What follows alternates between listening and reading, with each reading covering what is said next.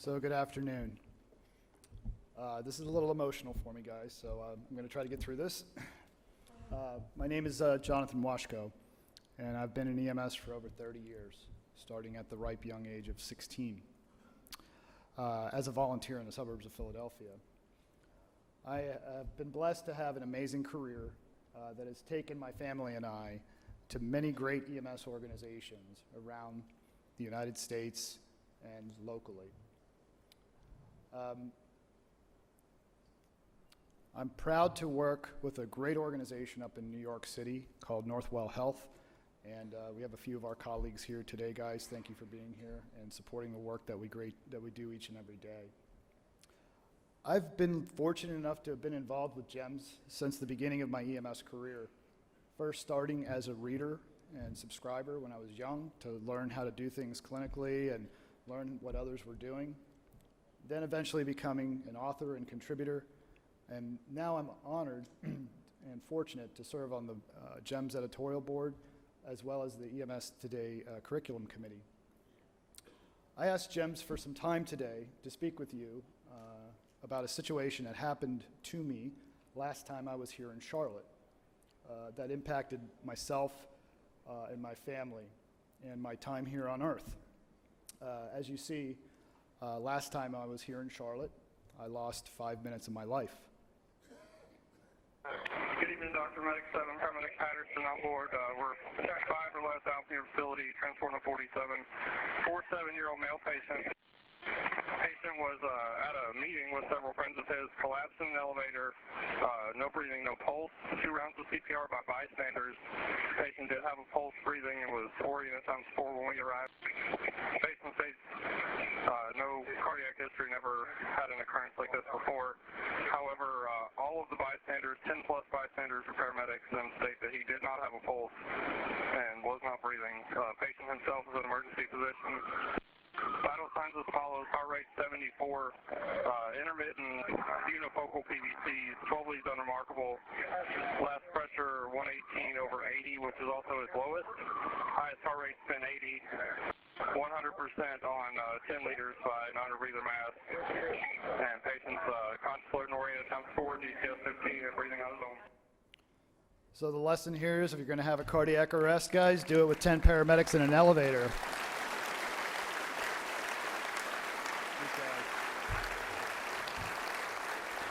Thank you. I'm very lucky. I was here attending the GEMS EMS Today curriculum committee meeting, which many of you are aware is an annual event where the committee gets together to vet the hundreds of speaker submissions, received for presentation at this amazing conference.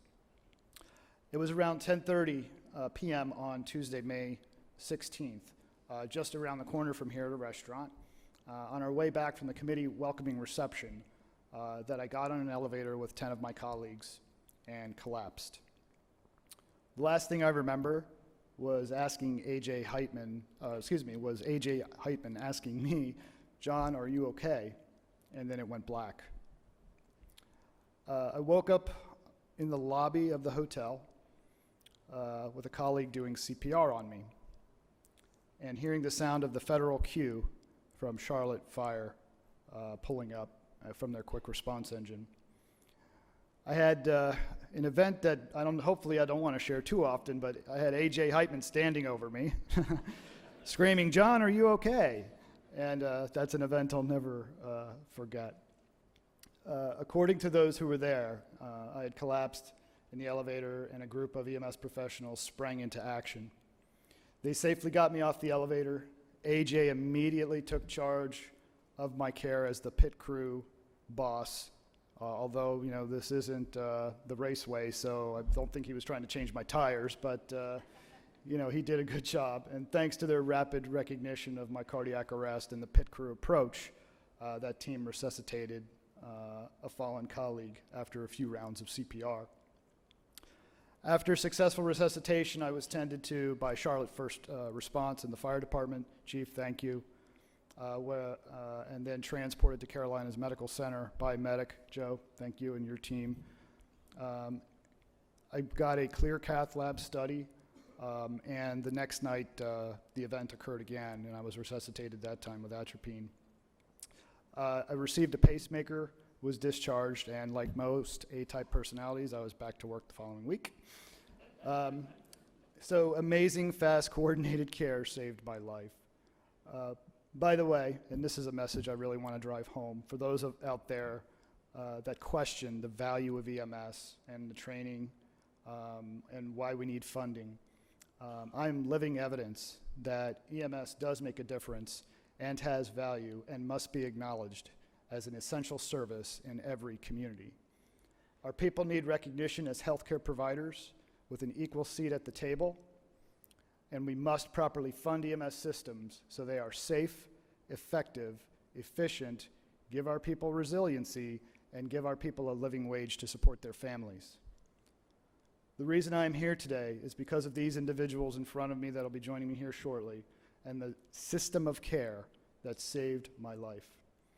I want to recognize and honor those that gave my life back the last time I was here in Charlotte, and my family, Debbie, William, David, and Lauren, and I will be forever indebted to each and every one of you. Unfortunately, my wife Debbie is unable to be here in person today, but asked me to pass on her sincerest thanks and gratitude. She wanted to let you know that she feels very fortunate that I get to hang out with such awesome individuals, and that she is comforted in knowing we take care of our own.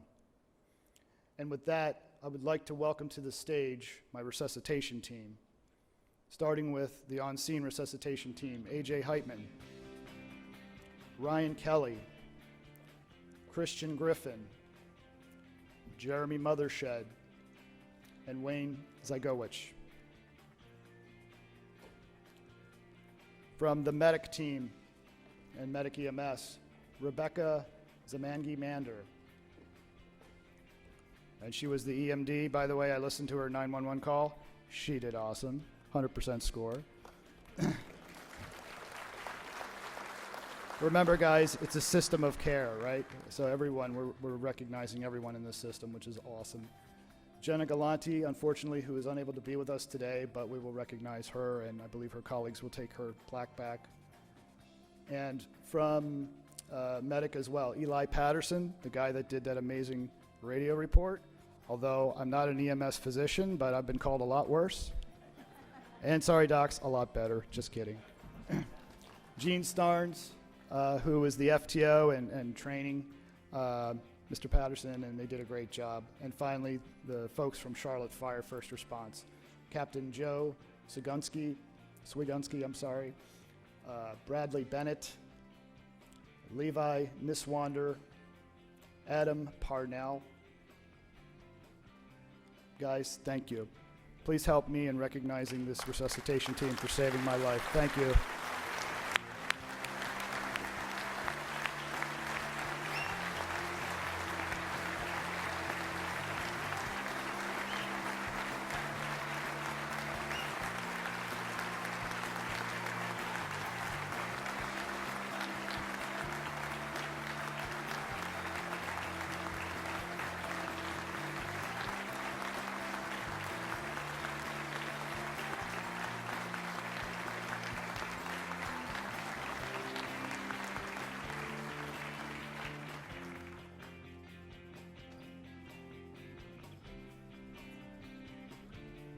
Guys, thank you for doing what you do each and every day. And thank you especially to GEMS for supporting me during this event, as well as helping me honor those fellow rescuers that saved a fellow rescuer. Thank you. God bless.